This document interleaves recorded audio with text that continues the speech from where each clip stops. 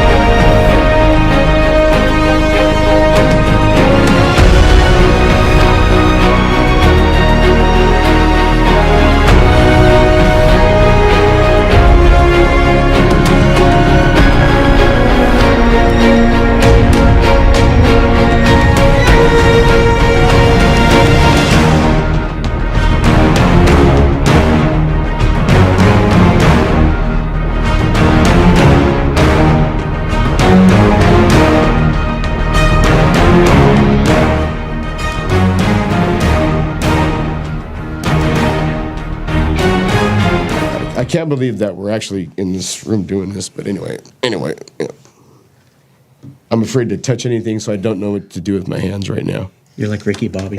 Right. In my own house, I was good, but like right now, I kind of want to keep them under the table, but then people may assume other things. I would. Like I got my hand on Brian's knee or something. Don't get awkward.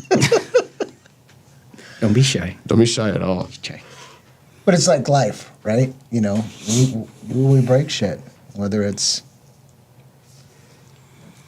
equipment, relationships, you know, whatever. You said we break shit, and then you said relationships. So that would insinuate that we purposefully sabotage shit? No, just like we don't. I mean, we don't purposely. I do. I'm guilty of it. I am honestly guilty of it. Seriously, I'm not lying. Like I caught myself like sabotaging and just destroying relationships. But when you break like a socket or a wrench, you don't mean to break it. You're using it, and Now you're saying you value tools more than people. No, I get it. It's an analogy. I'm messing with. you know, you're using it, and then bam, you're like, crap. I knew I shouldn't have bought that at that particular place. So should we start and say, welcome to the circle?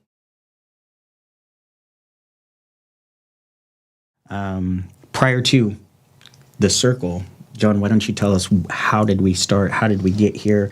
And then kind of go from there. Wow. I'm going to try to tell the Reader's Digest version because I don't want to make this whole thing about that story. But so in a nutshell, me and my brother were going through like the ending of relationships at the same time. And I was staying at my mom's house, right? And then next thing I know, I see this duffel bag in the room. My brother is now at my mom's house. So he's on the couch, and we're like fighting over who gets the extra bed in the spare room. And next thing I know, my mom comes home, and she's like, I got you guys an apartment. There's no way I'm having you two assholes here. That's her words. So we felt so loved, right? But she did give us keys, and there was an apartment waiting for us, literally. And so me and my brother moved in, and we found ourselves like going through this, relationships ending. And we both had like difficult times like we do, but we would switch off like who was having a good day and a bad day. So In a nutshell, we kept each other out of jail. Let's put it that way. And I was still in law enforcement, so that was a big accomplishment on his part, right? But so what during that time, like him and I, we talked later. We were always looking for how do regular guys like us deal with this stuff. There was no way I was going to go to a psychiatrist or ask for help because, you know, in law enforcement, it was a stigma. If you go to a psychiatrist or a shrink, number one, you don't trust them because the first thing they do is tell you, by the way, if you say this, this, and that, we have to tell the department. Mm-hmm. Oh, cool. There's a circle of trust gone. So him and I, without even knowing it, we were going online and looking for how do guys who don't want to ask for help ask for help. We couldn't find anything. So after things got, we went through hell. Let's put it that way. And then I remember things got turned around for me. I remember coming home from a trip. I don't remember where I was, but it was my breakdown day. I go to my room, right, and I'm hyperventilating. I get down, and next thing I know, I'm on my knees in my room, and I'm bawling like a baby. And that's when I remember looking up literally at the ceiling and saying, God, if you're there now, I need you. Because I can't do this. I can't do it anymore. And I felt this. And first thing I think is, I'm embarrassed, man. I thought it was my brother, you know? So I turn around real quick, and I'm looking for him, and I don't see him. So I'm like, oh, maybe he left the room because, you know, he knows that I'm embarrassed or whatever. So I get up, and I start looking around the house. I'm looking under beds, closets. I even go outside in the front. He's not there. Truck's not there. As I walk back in the house, this is the part that got me the most. I walked back in, and I was like, why do I feel better? Like, I don't feel bothered by anything. All I knew is right then and there it was going to be okay. And I remember telling myself, and I don't even know if I told myself or it was a message from God or what, but stop feeding your brain the things that are not going to benefit you. Stop putting energy into things that are not going to benefit you. Stop worrying about people who are not concerned about you. And I remember just kind of sticking to that. And next thing I know, everything turned around for me. Like I got offered like this awesome job. Everything was just going great. And I wasn't emotionally distressed anymore. So I ended up telling my brother about it. And him and I are like, we don't push our belief on anybody, but we are believers. So we started talking about that. So we're doing good. A year goes by. And I felt like I need to do more. So guys like us, what I realized is once you have that calling to serve, I was in law enforcement just like you. We all worked together. That calling to serve it's a calling. It's that. It wasn't just like I just went and applied. I was meant to serve, right? I just had that pull to serve still, and I didn't know what it was. And I'm like, how do I do this? I don't know what to do. And I literally remember praying and talking to my brother. We were those guys looking for help, and we had nobody in the circle. Now picture this. This is how I came up with the Circle Guardians later. I felt like I was in a fight of my life, and I knew I was never going to win. But at least you want to look back and see the guys in your corner. Look back, there's nobody there. At least the people you thought would be. I'm like, man, that feeling sucked. So I told my brother, what if we decide to be the corner for anybody who went what we went through? Doesn't matter who they are. We're going to be in their corner. We're going to be in their circle. But how we do this to get people to trust us, I go, we got to get in front of a camera and talk about it. He goes, hell no, I'm not doing that. I really don't, which is why I think we have to. You have to get vulnerable. Very vulnerable. Yeah. And that's the only way to tell yourself the truth, right? Mm-hmm. Is vulnerable. And I realized that. I thought that telling myself the truth was maybe just saying it out loud to myself. No. You have to tell other people that you're uncomfortable with. And finally, I just said, I don't care. I'm going to tell everybody. And the response was not what I expected. I expected to be ridiculed, and instead people kept calling. So that's how it started. And we started as Brother's Keeper, and now it's evolved to the Circle of Guardians. Yeah, so it's kind of odd that while you're going through your transition, I had already been starting to process mine.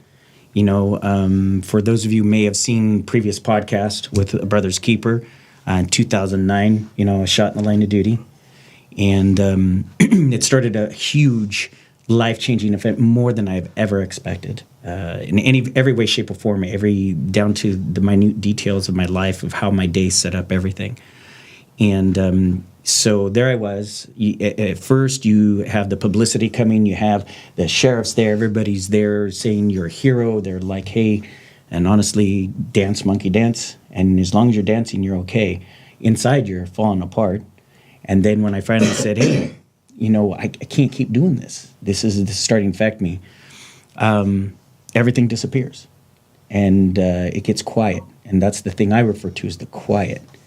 And I was sitting there. I realized I'm losing my career. I'm going through a divorce. My father's dying. I can't take care of my children. Everything that I thought I had was gone. And the people I relied on, again, your backup, your partners, the people there, they're not there. It's not that they don't want to be, but you're out of sight, out of mind. They have to maintain, they have to be aware where they need to be. And at the time, I didn't understand that at all. And so here I am alone, spiraling, and I kept asking God, again, this is where I think it's very important to bring in that faith base. Not that I want to beat people over the head, but this is my experience. Right. This is your experience. This is Brian's experience. This is where it comes from the heart. How did we get here, right? Right. How did we get onto this target? How are we here today? So I kept asking God, why is this happening? Why am I going through this? And he kept telling me in my head, my voice was, I gave this to you, and I was mad.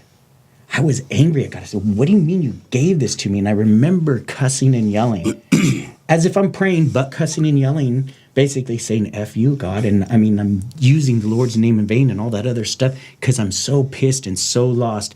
And I started having the night terrors where I was screaming in the middle of the night, not knowing where I was. Sometimes I'd sleep. Sometimes I couldn't sleep. They're messing with your medications, doing all these things, and you're falling apart. And like, how am I supposed to keep this together? And I kept asking God, why? And then calls started coming in. And people were texting me, hey, George, I got hurt. Can you help me? And I was pissed. I was like, dude, you're calling me for help? Where have you been when I needed it? You didn't call to check on me anymore. And at first I was mad. And I said, God, why is this happening? And he says, I gave this to you, George. I gave this to you. I'm like, what the does that mean? And he's like, and finally he answered, I gave this to you because I gave you the faith to take one more step, to crawl, to roll out of bed and move, to take a breath. It doesn't matter. You have enough faith, that faith the size of a mustard seed, to take it one more minute. You're not going to quit. And these people need to know that. So, like you, I had to get vulnerable. I had to be completely naked. Yes, I wanted to start my pistol. Yes, I wanted to take my life. Yes, I booked myself into an institution to get help. Yes, I did whatever I could because I knew I could not fail. There was too much at stake. Not just for me, because that, to be honest, seemed like the easy point. It really did. So there I was, realizing, I always heard people say this, well, you don't know till you hit the bottom. I said, it's not till you realize there is no bottom. Yeah, you can keep going forever. I agree with that. And it's like, what do you need? So then, again, and I'm going to bring up your point, that need to serve, that servant leadership, to say, all right, dude, you got hurt. This is what I experienced. This is what you might expect. These are things that these people are. And sure as shit, they're like, George, that's exactly what happened. That's how they treated me. That's how they did this. What did you do to get out? Okay, this is what you do. This is how I accomplished this. This is how I did. I had to forge and break this ice myself and find right people to trust, a correct therapist, the right attorney, those type of things to get through the process. And the more people I helped and the more I talked about my story, the more I was able even to help myself. And when I heard people say thank you, because if it wasn't for you, I don't know what I would have done. Yeah. So now my pain has a purpose. It's not just because.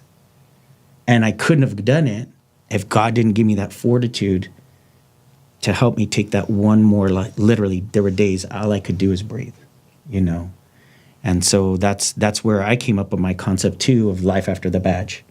And Life After the Badge is a group that's a camaraderie based. It's a little different than some of the other ones, which are therapy-based. Mine was camaraderie-based because I really missed that. I missed hanging out with the guys. So it started with 3. We just recently hit 210 on the group. Bam. And it's taken several years, but when I call people now, they're not asking, why are you calling? They're like, oh, I heard about this. Yeah.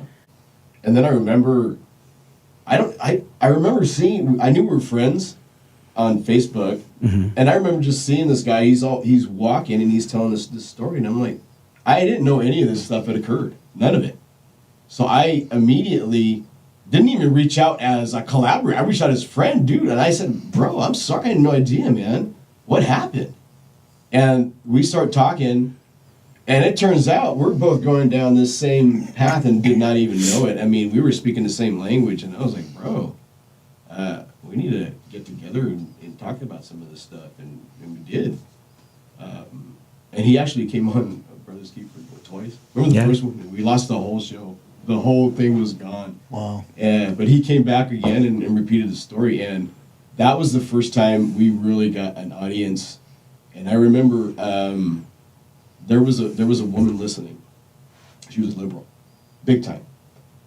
She sent me a message after his interview, Oz's interview, and she said, that is the first time I ever seen a cop as a human being. And I was like, wow, because his story is powerful, man. It was. I mean, a lot of us teared up during it. We did. Not me so much, but most everybody else, right? So how did Brian get here? So, a couple years ago, I had to have my right hip replaced. And it was just wear and tear on my right hip from spending most of my career sitting on the right hip in a patrol car. And a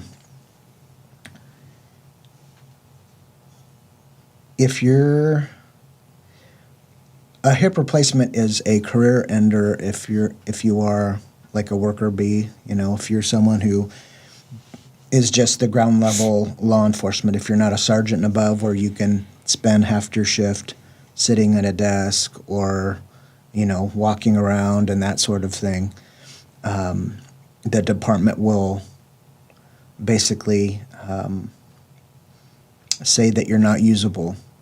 And that's kind of what happened with me.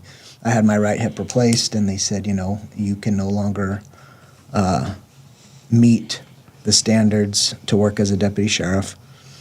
And so I started the lengthy process of going through a medical retirement. And so through this whole thing,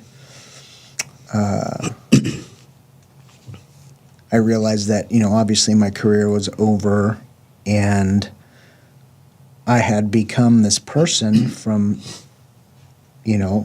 being in law enforcement for 21 years. Over time, I became this person, right? Because I was Brian Lehman before the job, graphic artist, hot rod guy, whatever, really outgoing, and then you get into law enforcement and you get reprogrammed a little bit in the academy, but more importantly is when you go to your agency and you go through that training program, that's when the real change begins to happen, right? The way you think, the way you view the world, the way you can't trust people, the way you have to put your back to the wall all the time, or even something as simple as writing reports. You have to find a dark corner and put your back into it to protect yourself and to see danger coming, right? Be nice to everybody, but have a plan to kill everyone. And you change into something else. And the only way I can describe it is like the Venom suit, the superhero villain Venom. It's a symbiotic suit that takes over your body and your mind. And when that's gone, or you realize your career is over, we all start this identity crisis. And I gotta say about where we worked, I will give them that prop is they had an excellent training program. I mean, to get through that, you had to be squared away. And I remember that was a 1/3 failure rate. So when we got through it, I mean, I know we were all proud to do that, but it does change you. You become a different person, and that's a good analogy of that. But you're a tough, squared away person who's got a brain and can think, but you can't turn it off sometimes. You know, it becomes your whole life changes. I agree with that, man. But I was proud to be a deputy. I remember that because, and I was proud to walk next to. If somebody made that program, you know, you're next to somebody squared away. You know, when it was called FTO at least. Yeah. Right. Yeah. But here's another thing too. I'm going to throw out there. Remember, we all started around the same time. Brian and I went to academy together.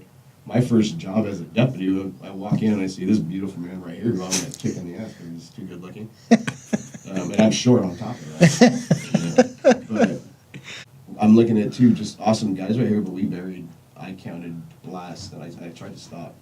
We buried 15 friends over that time. 15 people we were standing side by side with. At least that's my number. There's a couple of, I know it's probably different for you guys, but that we had in common, I know there was at least a dozen that we all knew. And that's the very first one when we started was we were in FTO together when we lost Phelps. Shit got real. And I don't know how else to say that. I don't want to curse, but it got real when you started losing friends. And I can't remember, the first 2 years, we buried 3 of them. And that takes its toll, right? And then so it does. It's not only the program that changes you, and the training and being safe, because we were safe and we were squared away, but it's watching your friends go into the ground that also changes you, because you take things a lot more serious than anybody else, right? I know how we would react in a situation where most people think it's like a movie and it could end nicely. Mm-hmm. Like, you have no idea what you just did. But I don't want to interrupt, but I really wanted to give you props too, because you know to get through that was tough, dude. That was, you kind of bruised over. That was a tough program, and add to the fact that we started burying friends as we're doing that, and you still made it through, right? So it's not something you want to be proud of, but it's a badge you're wearing anyway. But it's a scarred one, but it's earned, no matter what. Like the scars, I remember telling George this. The real story is not the outside of that badge, man. That thing stays shiny. You can keep shining it. You turn that thing in. The stories are behind that thing, because that's you. And I just want to make sure you're doing yours justice. But yeah, please go ahead. Yeah. So going through this process and identity crisis and stuff, what added to it was overwhelming sense of loss, right? People who you thought were your friends and in your corner, and who were your friends at work, they really were just friendly acquaintances, because once you're gone, nobody calls, nobody checks on you, and you just feel like you're alone, right? And then you're saddled with unhealthy coping skills, and we're so used to being calm and functioning in a chaotic environment, and then when the chaos is gone and you're home alone and you're sitting there and you can't get a job and you're just going, what is going on? And then you realize that you can't function in a calm environment. You have to function in chaos. So you start creating chaos, right? You start being a jerk to your significant other, or you start drinking, or you start taking drugs, or you start cheating on your spouse, or whatever. You start racing cars, right? So we can get back to running 100 miles an hour.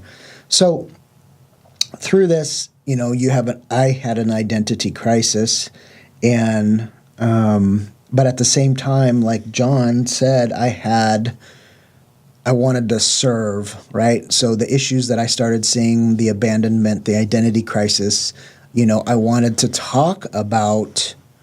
Then I called them the unspeakables. They're the unspeakable topics that none of us talked about in our career. At least I didn't. And I stayed away from those things. If somebody even started to talk about it, I was like, you got leprosy? I got to go write a report.